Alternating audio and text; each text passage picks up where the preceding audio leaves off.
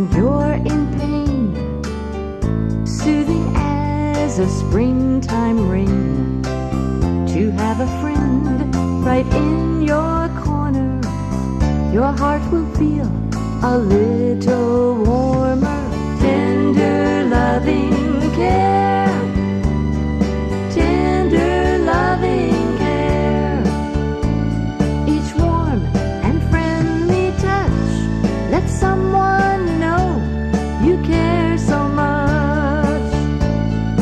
Tender loving care, tender loving care.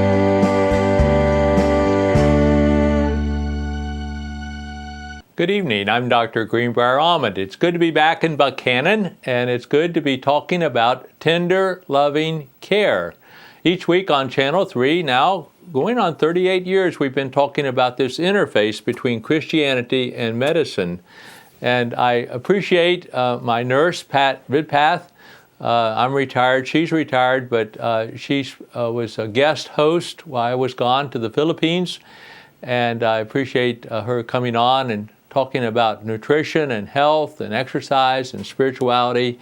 And I'm sure she did a good job on our emphasis of tender loving care, this interface between Christianity and medicine.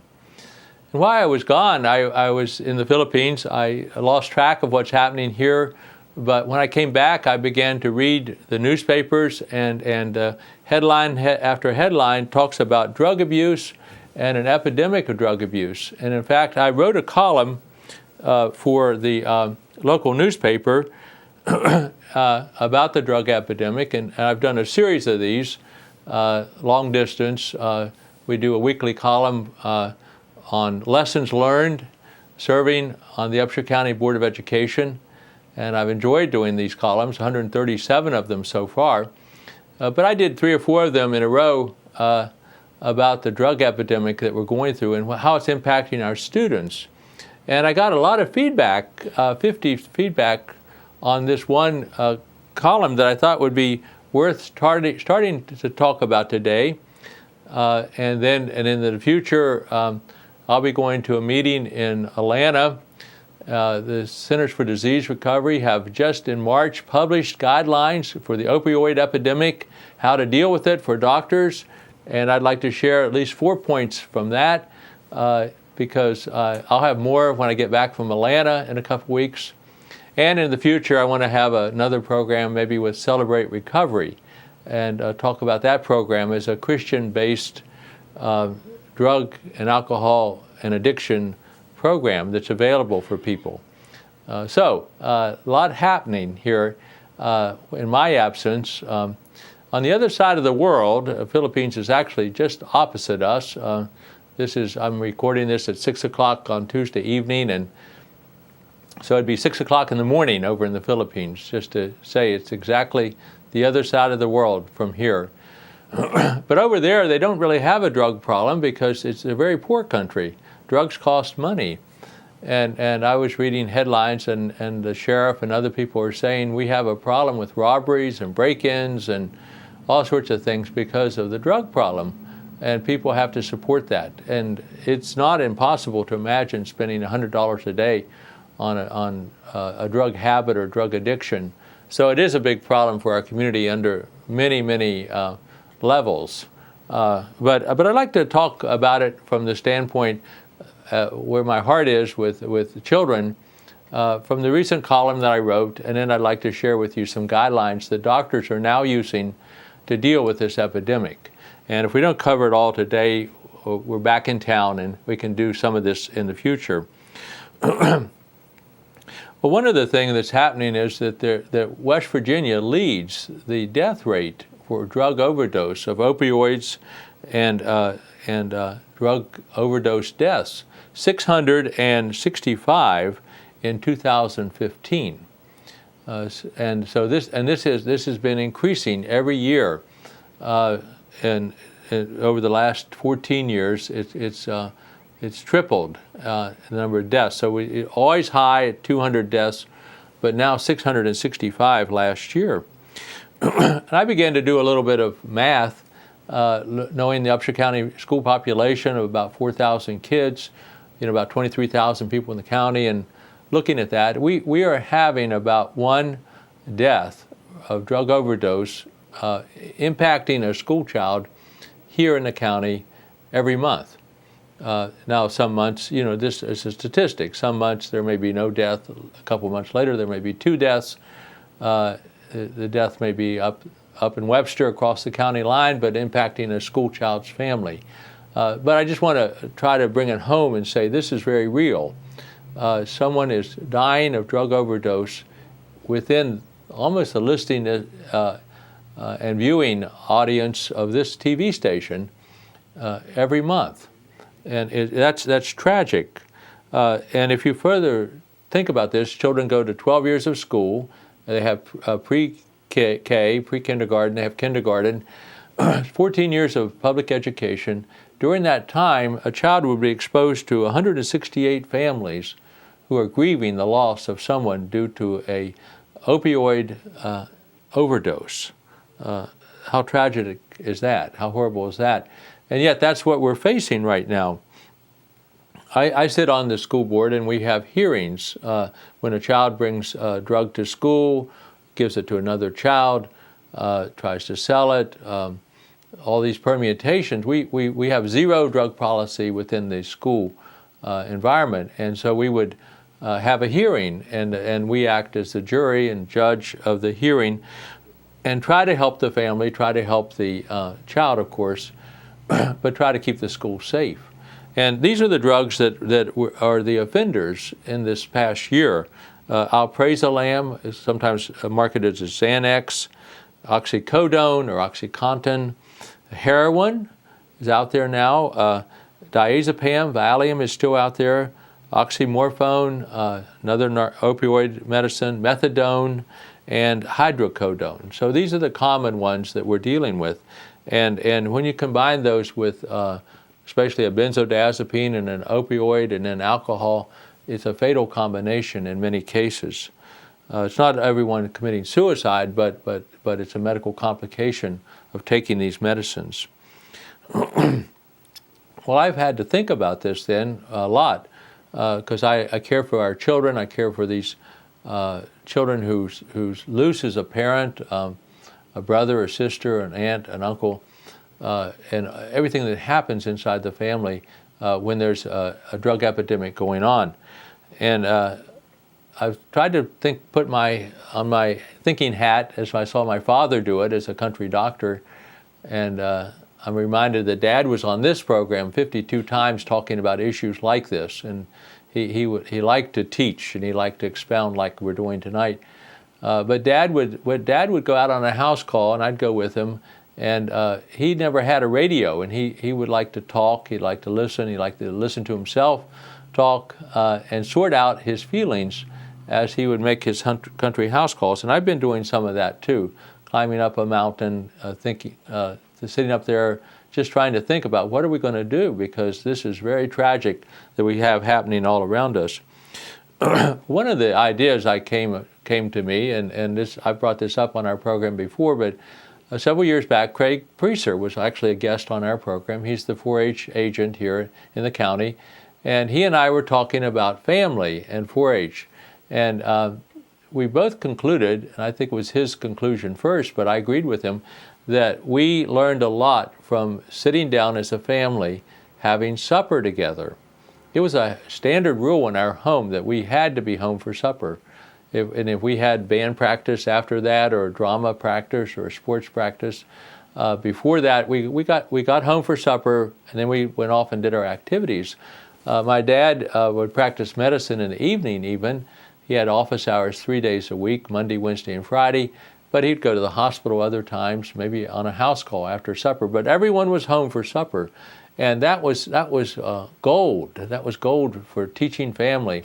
We learned from my parents. I watched my parents interact about the day's issues and what was happening. And of course, they asked us what was happening in school and how we're doing, and showed interest in us, my 4 sisters and myself.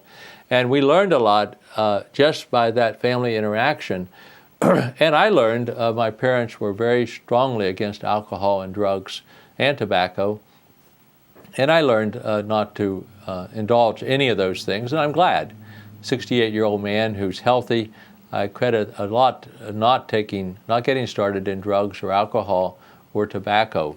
But we learned all that at the supper table, and Craig and I talked about that on this program one evening. But my conclusion now is that we have to start talking about teaching family again, because kids just are not learning the problems, how to solve a problem, that taking a drug is not the answer. Bringing a drug to school to give it to a friend is certainly not the answer. And we have to do that at the family level.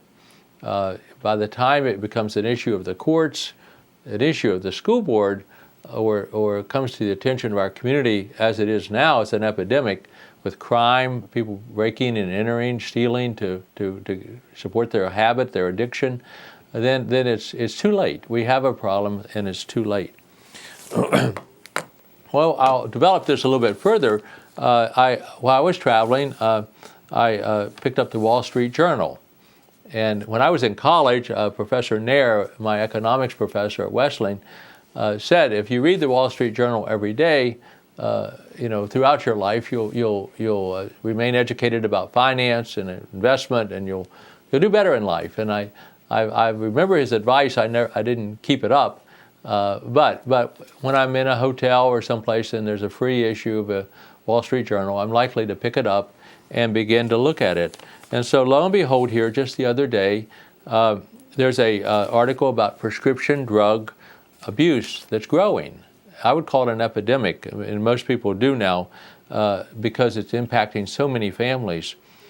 But this is an article about people who are employed, who have health insurance with their employment, a state worker in West Virginia, a school teacher in West Virginia, a county employee, PEIA insurance, or people who work for the oil and gas business, coal industry, and so forth. They have insurance with their work. So this is an article about people who are covered by insurance and what they're learning about their pain experience. And people do have, through workman's comp and other injuries, a right to be treated for pain and injury.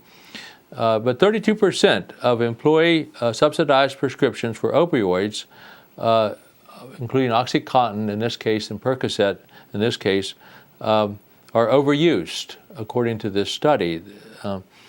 And then not only that, the average health care cost of someone who has health insurance in America, according to the Wall Street Journal, is $10,800 a year.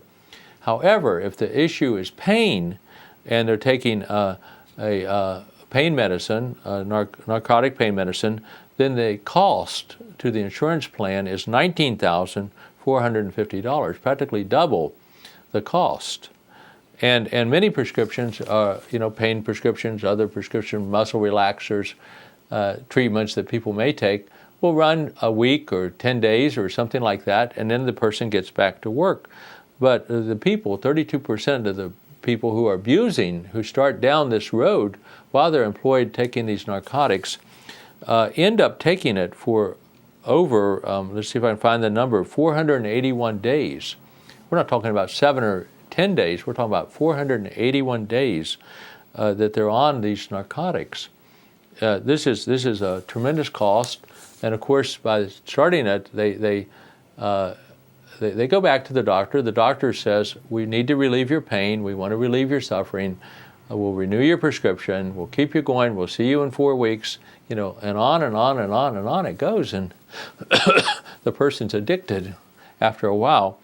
They may feel better on the medicine, but the original pain is no longer needing to be treated. But now the doctor and the patient are dealing with an addiction, a habit-forming medicine that the patients become hooked on. This is a significant study socioeconomically, and of course the Wall Street Journal is publishing it because it alarms the businesses to see this happening in America, double their cost of insurance, for example. Older baby boomers are the ones likely to get hooked. So folks my age who might still be working or 10 years younger than me, the last 10 years of work, may be the ones getting hooked more often when you look at the statistic. And the abuse is more often in the South, and West Virginia is often included in that, the rural South. And we have a lot of injuries in West Virginia. The timber business, gas, oil, coal, these extraction injuries are dangerous, and people get injured doing these jobs. And so we're in an area of high use. In fact, I mentioned West Virginia leads the nation in drug overdose deaths, and 665 last year. But we lead the nation in the prescriptions too, given out for our citizens.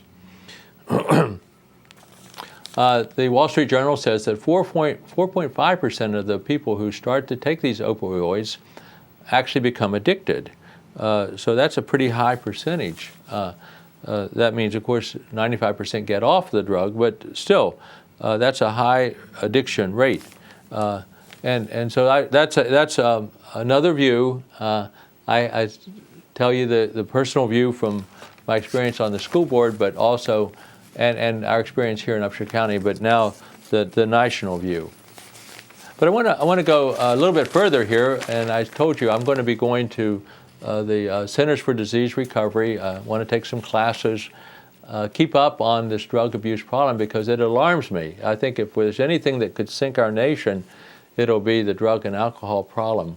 I mean, the idea of robbery and the crime rate, and we can't keep building prisons. We can't put people in jail for an addiction if they can be treated.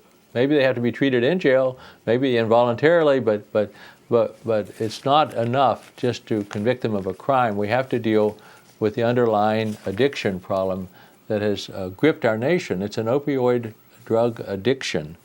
So the doctors are getting guidelines. This is just hot off the press since I've been in the Philippines. This is from March. The CDC has published these guidelines, and I'm not going to recall all. I think they have 10 or 12 steps here. In our program, I'll touch on 4 of them. You can go online, I'm sure, and discover the CDC, Centers for Disease Control, opioid addiction guidelines for doctors prescribing and what we need to do, the whole treatment plan. It's not enough just to prescribe a pain medicine. Of course, the different things that need to be done. For example, there's non-medication treatments for pain and for injury. This includes physical therapy. Now we're blessed, and I again, this surprises me. Growing up here in Buchanan, I've never seen so many physical therapist offices in a small town like this than we have now. I think recently, and I don't try to keep up on this count, but it could be 5 different groups, including the hospital group, having physical therapy offices. That means they're necessary. I'm not taking anything away from this. These are people who are suffering, who they're going to get relief from their pain and suffering through physical therapy. And that at least is not an addicting treatment, so that's a good treatment. Other things that can be offered to people besides medication, besides an opioid, would be cognitive behavioral therapy, talk therapy. I've shared this story on our program before, but it is so appropriate to the topic. I had the privilege at one point, and I don't know where this priest has moved to, but I was covering our emergency room as a doctor several years ago, and the local priest came in, and he had an injury to his leg, and he had a thrombophlebitis injury. I guess he had injured it, and then it was swollen, then it was inflamed, and so he had an inflammation of the blood vessels, and he was having a lot of pain, a lot of difficulty. And as a doctor, I'm interested, well, what is the root of this? And we offered treatment, and we got him referred properly and so forth. But I asked him along the way, I said, does this remind you of anything in your life? Why is this happening to you? Do you see any importance from your own life to a meaning of this disease that's happening to you? Because I think we have to find meaning in our life, whatever events happen to us. I mean, certainly, as I've retired from medicine, as I travel with my wife to the Philippines, I search for meaning, I find meaning in being international. But anyway, I asked the priest about this, and in his case, and he said, I grew up on the Russian-Polish border, and in a little stone church, over 1,000 years old. We would go forward for altar calls, and I would put my knees into an indentation in the rock. So many thousands of people had bowed and prayed at this altar that the stone was worn away, and there was a place for the knees to fit in the rock. This is just like fieldstone, like we have here in Upshur County, the sandstone. But it was worn away by prayer, people kneeling and praying. And I thought, that's fabulous, and it had impacted this man's life. He became a priest. but he also, it was hard to kneel in stone. And he could think of the discomfort as a little boy, what he went through. So anyway, you search for meaning through cognitive behavioral therapy. There are non-opioid therapies. People can take anti-inflammatory medicines. These are out there: aspirin, of course, acetaminophen, the various ibuprofens, and so forth like that. These are helpful. I've seen a lot of neurosurgeons using antidepressants for pain, back pain, and so forth. They use Elavil, Triavil. These are old-fashioned medicines now, but they've been, in my 42 years of practicing medicine, these have been available, and they do relieve pain to a certain extent, and doctors use them. I see a lot of, as I say, neurosurgeons using them in particular where there's nerve-ending pain. So that's one of the guidelines. Don't forget those. Doctors are being told, don't forget those. A second would be where opioids are used, use the lowest possible effective dose.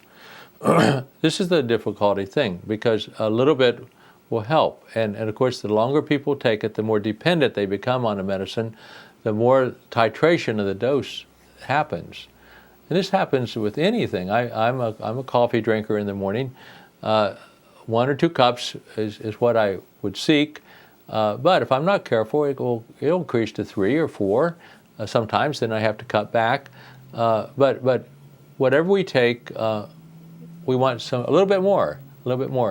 They asked the senior Rockefeller, who, you know the story, richest man in our society, Exxon Oil Company, Esso, and so forth. 1/3 of all the wealth of America was held by the Rockefeller family at one time. So they asked Mr. Rockefeller, logically, well, Mr. Rockefeller, how much is enough? And he said, $1 more. And it's a joke, but it may be true, it may be not. But anyway, we're creatures like that. A little bit more. So patients start on a low dose of a drug, and they want a little bit higher dose. The doctor wants to prescribe a little bit higher. But we're being reminded as doctors, always seek the lowest possible dose. It's good medical practice. A third point here is healthcare professionals should always exercise caution when prescribing opioids and monitor the patient closely. We ought to see someone back if they're in pain, shouldn't we? A doctor should see them back in a week and check on them, make sure that they're getting better.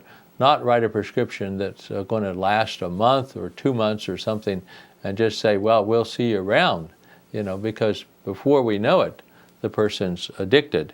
And I think the healthcare professionals who do that may have at least some responsibility for that, because monitoring someone closely is always good treatment. And we don't want to get away from that. Doctors are very busy. Sometimes they'll say, well, I just can't see you in a week. But, well, we have colleagues, we have referrals, we have other ways that we can handle that. But people need to be monitored closely, especially with these addicting drugs. And the other part of that is 2/3 of us have functional illness too. We have some anxiety, we have some depression, we have some stress. I mean, when I talk with everyone, I think everyone's stressed out, but I know that's not the case. But we all have stress one time or another, and we don't want to take a drug like an opioid that may calm us, but it's addicting. when we could deal with our stress. I've learned to deal with mine through exercise. Certainly a very reasonable thing to do. Rest, take a vacation, so forth. All these things. The French use 1/10 of the drugs that we use in America as they practice medicine, as the patients go and receive help for their illnesses, the same illnesses we treat here in North America, but 1/10 the drugs. But they have a spa system. They prescribe massage. They prescribe, laying on of hands, relaxation, heat, so forth, like that. And it works. And we should always do that. We should monitor closely and seek the lowest effective dose. The fourth thing is clinicians should offer or arrange evidence-based treatment, usually medication-assisted treatment with buprenorphine or methadone or some combination when treating pain. In other words, if you're going down the road of treating pain with a narcotic, then there are medicines that don't have the high built into the medicine. Methadone is perhaps the least expensive. Buprenorphine is one. When I was practicing, I had a license to prescribe buprenorphine. I took a class on that and found it a helpful medicine because it didn't have the buzz. It had the pain relieving effect, but it just didn't lead as easily to the addiction. So these are guidelines that are out there. Well, that's going to be the topic for the next couple of weeks. I think since I got 50 people responding to my column, I thought, well, I've hit a chord here. I've come upon something that's bothering a lot of people, that we do have a drug addiction problem, opioid addiction. We have more overdose deaths in West Virginia than any other state in the Union, and we have millions of prescriptions being prescribed, and we have less than 2 million people, so it's a big issue. I want to just close though, and I'm going to go off the air here in a minute, but I received this today. My friend Bill Hornback, Bill and I grew up together. We're going to celebrate our 50th class reunion, Buchanan Upshur High School class reunion, class of '66, this summer in mid-July, and we're going to have a great time. Bill has sent his mother's, Betty Hornback's, Whirligig Stories, Tales of the 60s in a West Virginia town. He's compiled his mother's columns, many of them, and he says there's columns that are not, that he has not compiled, but they're online. But I would urge you, go in and check out either William R. Hornback or Betty Hornback, Whirligig Stories. This is a book that's available. It's a book of love. Betty Hornback was writing for the Delta at that time in the 60s and 70s, and she was a good columnist. She was a good reporter. She was well loved, and Bill was our student council president. He was the football captain, or maybe co-captain of our football team senior year in high school. When Bill was well loved too, and we were in Scouts together, Troop 128, and we were always good friends, members of the First United Methodist Church. I appreciate that Bill has compiled his mother's stories, the Whirligig Stories, and I would urge you to seek those out. I suspect he's given them to the libraries locally. It's not just that he sent it to me, but I've sent him my books, and we've shamelessly advertised our books here, now 6 of them, and I hope you've read those, and if you haven't, you can pick up copies down at the Artistry on Main or up at the gift shop at St. Joseph's Hospital or the Historic Society just here in town, and over 50 locations around the state. In here, Bill is known as son number 2. So he had an older brother, and then he had a younger sister, and he even gets to write a Whirligig column or two, and you'll enjoy that. It's a walk back in time, like the stories of a West Virginia doctor. Well, until the next time, this is Dr. Greenbrier Allman thanking you for joining us on our program, Tender Loving Care. Look forward to more opportunities to share with you next week about this opioid, horrible drug epidemic that we're going through and what we can do about it. See you next week. Stories of a West Virginia Doctor, written by Dr. Harold D. Allman. A collection of 55 short stories about his experience as a small-town doctor in central West Virginia. And Tender Loving Care. Stories from a West Virginia Doctor, Volume 2, written by Dr. Greenbrier Allman, using videotapes to write 70 additional stories of his father's very colorful life as a small-town doctor. They can be found for purchase at Amazon.com and most local bookstores. Tune into Channel 3 Buchanan for Tender Loving Care with Dr. Greenbrier Allman, where he talks about the connection between Christianity and medicine.